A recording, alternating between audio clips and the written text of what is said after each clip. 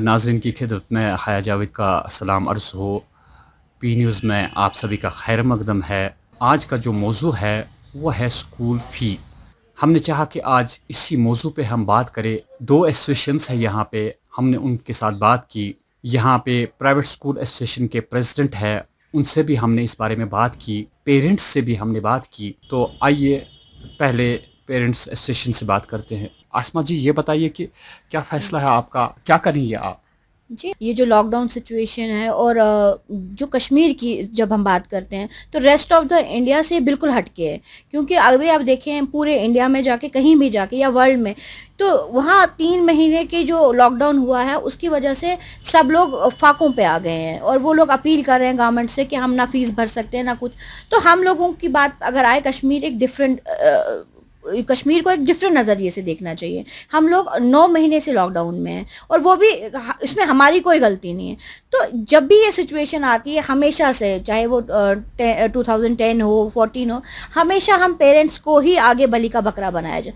तो 2 महीने 3 महीने चल जाता था, हम लोग दे देते थे। लेकिन आज की सिचुएशन में एक आम इंसान के पास जो प्राइवेट सेक्टर में काम करता है उनके पास कुछ भी नहीं है, वो 2 वक्त की रोटी भी नहीं खा सकते। तो वो फीस का इतना बोझ कहाँ से उठाएंगे? तो हम लोग अपने लेवल पे जितना हमसे हो सकता है, क्योंकि हम लोग गवर्नमेंट से अपील करते हैं, हम स्कूल एसोसिएशन से अपील करते हैं कि कुछ ना कुछ करके इस बार हम पेरेंट्स को जो बिल्कुल पिस चुके हैं इस लॉकडाउन की वजह से, हमें फीस के लिए तंग ना किया जाए। हम चाहते हैं खुर्शी साहब से पूछे कि खुर्शी साहब, आया पेरेंट्स एसोसिएशन ने इस बारे में क्या डिसीजन लिया है? खुर्शी साहब, आपका खैर मकदम है, क्या फरमाएंगे आप इस बारे में? शुक्रिया जावेद साहब। जैसा कि हम सबको पता है कि पिछले 3 महीने से जो लॉकडाउन चल रहा है कोविड-19 के चलते, जो भी जितने भी इस्टेब्लिशमेंट्स में कहूँगा सारे ठप पड़े हैं। और इस लॉकडाउन के दौरान इस महामारी के चलते पूरी तरह से उनके पास खाने के लिए लाले पड़े हैं, खाने के लिए कुछ भी नहीं है। तो इस ज़िम्मन में पेरेंट्स फीस कहाँ से अदा करेंगे? तो हमने बार बार इस बारे में प्रेस कॉन्फ्रेंस भी करी, हमने चीफ सेक्रेटरी साहब को भी मेल करी, हमने एलजी साहब को भी मेल करी, हमने सामोन साहब को भी मेल करी और डिपार्टमेंट के जितने भी ऑफिशियल हैं उनको मेल करी हुई है और बाज़ाब्ता प्रेस ब्रीफिंग भी दी है 2-3 बार। तो हमारा यही जो मौक़िफ़ है कि पेरेंट्स हर बार पे करते हैं, जैसा कि आफ्टर एबॉर्गेशन ऑफ 370 उसके बाद नवंबर तक जैसे कैसे करके पेरेंट्स ने तो फी भर दिया, लेकिन उसके बाद पेरेंट्स की हालत जो है वो आया है। तो मैं यही कहूँगा कि हम बार बार गवर्नमेंट से रिक्वेस्ट करते हैं कि इस लॉकडाउन पीरियड का फी जो है ये पूरी तरह से वेव ऑफ होना चाहिए। हम पेरेंट्स से भी रिक्वेस्ट करते हैं कि आप अभी कोई फीस ना भरिए। नहीं, देखिए, जो स्कूल वालों का भी अपने कुछ खर्चे होते हैं, ऐसी बात नहीं, उनका एक स्टाफ होता है। हम ये नहीं चाहेंगे कि हम न दें। अब बच्चों के लिए तो बहुत कुछ करना पड़ता है, ये भी एक चीज़ है कि फीस भी एक लाजमी चीज़ है, ऐसी बात नहीं है कि, मगर कुछ चीज़ें एक्सपेंसेस ऐसी हैं कि जैसे ट्रांसपोर्ट वगैरह, कैसे और भी कोई चीज़ है, इसमें they should give some concession. Otherwise हमारे पास भी ऐसा उतनी ज़्यादा इसका फ्लो ऑफ मनी नहीं है कि इन 5-8 महीनों में तो हालात ख़राब हो गए स्टेट में, कोई काम नहीं चल रहा है। तो both we have, मतलब for school also, for parents also, they have to take this collective decision so that उनका भी चले तो हमारा भी चले। ऐसा भी नहीं है कि हम ना दें, वो भी नहीं चल सकता, उनका एक स्टाफ है, they have to run the school, ऐसा भी नहीं होगा। We want कि there should be some flexibility, कि ऐसा होना चाहिए कि ट्रांसपोर्ट वगैरह बाकी फीसेस है इसमें कुछ कंसेशन करे, जहाँ उनका भी काम चले तो हमारा भी काम चले। आपकी एसोसिएशन ने इस बारे में क्या डिसीजन लिया है और कहाँ तक आप इंसाफ करेंगे पेरेंट्स और स्टूडेंट्स के साथ? देखिए, जहाँ तक वालिदैन को फ़ीस डिपॉज़िट करने का मामला है, अगर खुदा न खास्ता ये फ़ीस नहीं आती है तो इससे क्या होगा कि जो 65,000 से ज़्यादा हमारा जो स्टाफ है, जिसमें टीचर्स हैं, ड्राइवर्स हैं, मेड्स हैं, तो सीधी सी बात है उनके रोज़गार का क्या होगा? क्या ये पॉसिबल है कि हम सबों को छुट्टी करें, हम स्टाफ को कहें कि हम आपको सैलरी नहीं दे पाएंगे, क्या हम स्कूल ही बंद करेंगे? हमने कहा कि देखिए, जिनकी इनकम मुतासर नहीं हुई, चाहे वो मुलाजिम हैं जिनको चाइल्ड एजुकेशन अलाउंस भी मिलता है, चाहे वो मेडिकल शॉप वाले हों, चाहे वो ग्रॉसरी वाले जिन्होंने इस दौरान कुछ काम किया, वो बाकायदा फ़ीस भरें।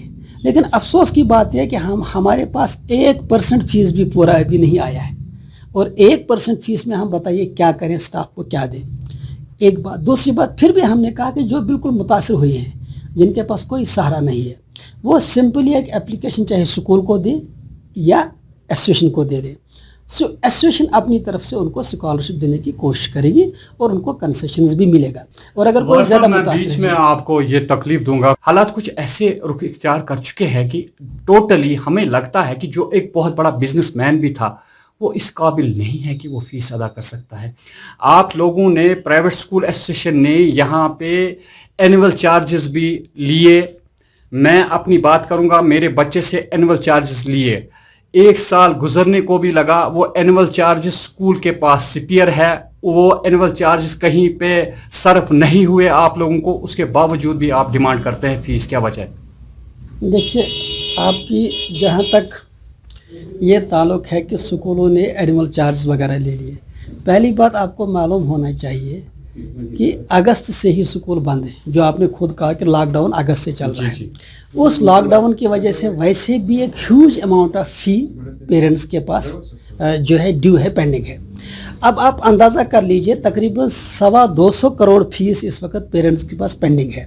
अब एक एज ए पेरेंट आपने अगर फीस स्कूल को दी तो आप समझते हैं कि सभी पेरेंट्स ने फीस दी होगी, आप ये मान के चलते हैं। हालांकि ऐसी बात नहीं होती, बहुत फीस पेंडिंग होती है।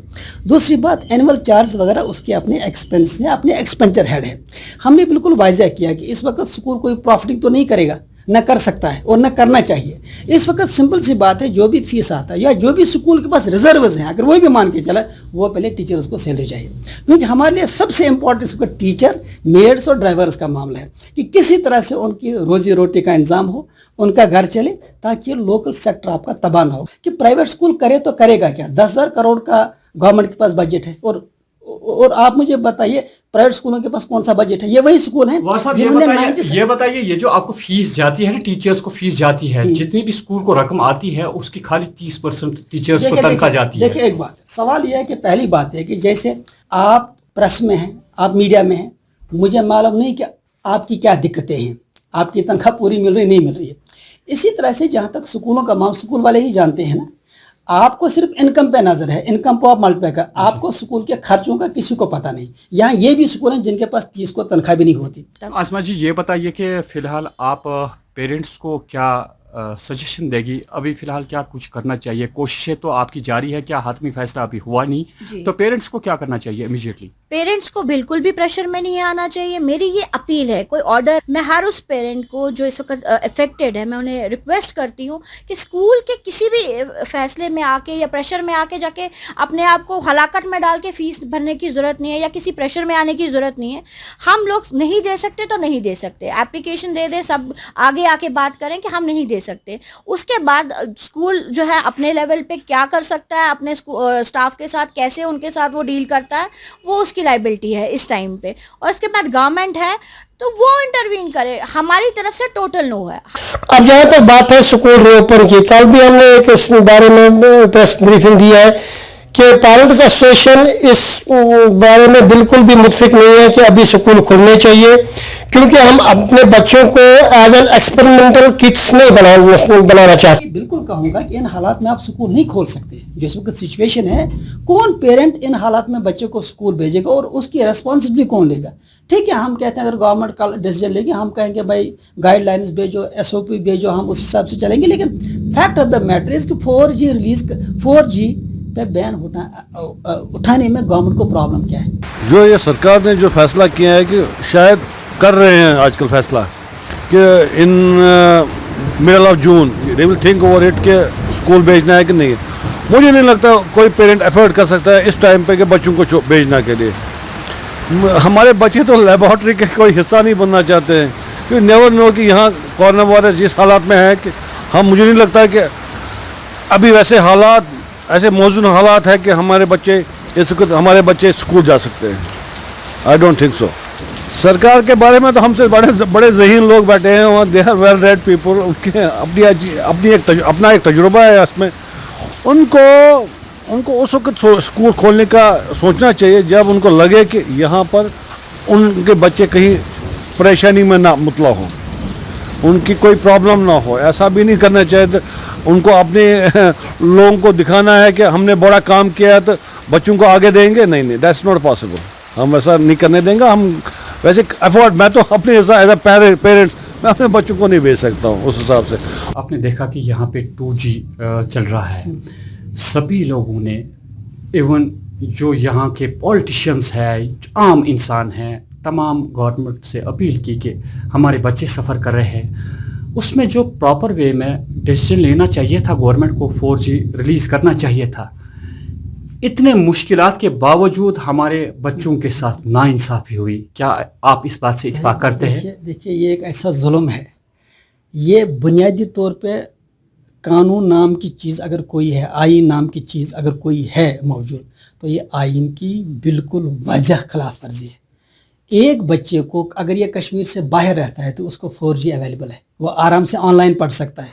और दूसरी तरफ अगर एक कश्मीरी बच्चा है, ये पढ़ नहीं पाता है, वही लेक्चर जो बाहर की दुनिया में वो अपलोड करता है 2 मिनट में, यहाँ 3 घंटे लगते हैं। टीचर का भी टाइम ज़ाया, बच्चे का भी टाइम जाया और पढ़ नहीं पाता। पूरी दुनिया में स्कूल बंद हो गए, लेकिन स्कूलिंग बंद नहीं हुई, ऑनलाइन स्कूलिंग जारी रही। लेकिन यहाँ पे स्कूल भी बंद, स्कूलिंग भी बंद। इस ऑनलाइन एजुकेशन 4G के ताल्लुक से हमने सुप्रीम कोर्ट में बाकायदा पेटिशन दायर की। सलमान खुर्शीद साहब को हमने हायर किया और बाकायदा वो केस लड़ा। और आपके सामने रिजल्ट है कि सुप्रीम कोर्ट ने कहा कि द रेस्पोंडेंट जो होम सेक्रेटरी था, he will decide the legality. यहाँ मैं एक बात कहना चाहूँगा कि जिस वक्त लॉकडाउन की ज़रूरत नहीं थी उतनी ज़्यादा, उस वक्त हमने लॉकडाउन कर दिया। वायरस आज भी वही, उस वक्त भी वही। आज हम कह रहे हैं कि स्कूल खोलें, इससे पहले 4G ही पहले खोल लीजिए ताकि रिस्क भी ना रहे और हम ऑनलाइन क्लासेस जारी करें। देखिए सुप्रीम कोर्ट में कुछ भी झूठे बोल सकते हैं, लेकिन यहाँ पब्लिक का मामला है, मीडिया है, सबों को बताए गवर्नमेंट की क्यों 4G पे जो बैन है। 4G का मिलिटेंट से कोई ताल्लुक नहीं, वो तो साबित हुआ, क्योंकि जिस वक्त यहाँ 4G था उस वक्त भी मिलिटेंसी थी। अगर आज भी है तो कोई नई चीज़ जिसमें नहीं है। लेकिन ये तालीम को रोकना, 4G पे पाबंदी आयद करना, 4G पे जो है पाबंदी कायम रखना, इससे हमारे बच्चों का फ्यूचर भी उनसे छीना जा रहा है। जहाँ तक बच्चों की तालीम का सवाल है, एक तो हमारे बच्चों की तालीम तो वैसे भी सफ़र हो रही है, जैसा कि आप सभी जानते हैं, सभी लोग जानते हैं, गवर्नमेंट भी जानती है, जो 2G के कारण हमारे बच्चों की तालीम बिल्कुल तहस नहस हो चुकी है। जैसे कि बाकी स्टेट्स में लॉकडाउन का अगर लॉकडाउन है, लेकिन वहाँ पर 4G इंटरनेट है, वो बाज़ाब्ता से ऑनलाइन एजुकेशन लेते हैं। लेकिन यहाँ पे 2G के कारण हम वो भी नहीं ले सकते। आपको कुछ स्कूल व्हाट्सएप पे कुछ असाइनमेंट्स भेजते हैं और वो व्हाट्सएप में जो डाउनलोड है वो तकरीबन 2-2 दिन डाउनलोड नहीं हो जाता है, उसके बाद बच्चे पढ़ेंगे क्या? देखिए इन हालातों में तो लगता है वो 4G अगर हो जाए तो उससे तो बड़ा फ़ायदा है बच्चों में। बाकी ये जो 2G पे इनने सिस्टम स्टार्ट किया है, मुझे लगता है ये मजाक है। बच्चों में कोई इंटरेस्ट नहीं होता है इसमें, बच्चे कुछ सुनाई नहीं देता है, कभी कभार नेट डाउन होता है, कभी कभार कुछ हालात और ख़राब हो जाते हैं, क्यों ऐसा कोई कंसिस्टेंसी है ही नहीं इसमें। जब तक इसमें सिस्टम ना एग्जिस्ट करे तब तक मुझे नहीं लगता है कि ये कोई वाइबल सोल्यूशन है। वाइबल सोल्यूशन तभी हो सकता है जब 4G आप इसमें ऑपरेशन में लाए, और बाकी चीज़ शुड बी वेरी, मतलब ये ऐसा हैका फिट नहीं होना चाहिए कि हमने ये चला ई लर्निंग चलाई तो अब खो गया काम, नहीं, ऐसा भी नहीं होना चाहिए। ये पूरा एक प्रॉपरली तरीके से होना चाहिए जैसे बाहर, मगर यहाँ ऐसा कुछ नहीं है। यहाँ 2G का उन्होंने 2G पे ई लर्निंग चलाया, अल्लाह ही जाने कि मेरे बच्चे तो खास क्या जब मज़ा आए तो देख लेते हैं, कभी जब नहीं आया तो नहीं देख लेते। ऐसा कोई उनका कोई इंटरेस्ट नहीं इसमें ऐसा है कि वो देखें। वैसे डाउन भी, नेट भी डाउन है हमारे इलाके में, कभी कभार आधे घंटे में डाउनलोडिंग नहीं होता है कुछ, तो कैसे क्या होगा, ऐसा नहीं हो सकता है। जो ये जूम क्लासेस की बात कर रहे हैं, वो जूम क्लासेस हम खासकर हम कश्मीरी तक नहीं पहुंचती 2G नेटवर्क में, वो भी हमें पूरी नहीं मिल रही। बाहर दिल्ली में जाएं आप, हर जगह अच्छी तरह से वो भी अच्छा चल रहा है, लेकिन हम कश्मीरी उससे भी महरूम है। तो जब गवर्नमेंट हमारे लिए कुछ भी नहीं कर रही है, ना 2G खोल रही है, ना हमारे इस पे रेस्क्यू पे आ रही है, तो हमसे इस बार कौन सी खता हो गई है कि हम पे ये प्रेशर डाल के ये जो ऑर्डर निकाला गया कि ट्यूशन फीस दे दीजिए, एनुअल चार्जेस मंथली बेसिस पे दे दीजिए, जबकि हमारे पास कुछ भी नहीं है। नहीं तो नहीं, बस एक ही सवाल है कि हम पे कोई प्रेशर ना कीजिए। नाज़रीन, हम उम्मीद करते हैं कि जो आज की ये नशरियात थी आपको पसंद आई होगी। अगर आपको भी कोई मौजू लगता है ऐसा जिस पे हम बात करने की ज़रूरत है हमें, तो आप हमारा नंबर जो है जो आपके स्क्रीन पे दिख रहा है, आप उस पर अपना मशवरा दे सकते हैं। इंशाल्लाह हम पूरी कोशिश करेंगे कि उस पर हम बहस करें जो पब्लिक की बहबूदी के लिए बिल्कुल सही साबित होगा। मैं हया जावेद, पी न्यूज़ के लिए।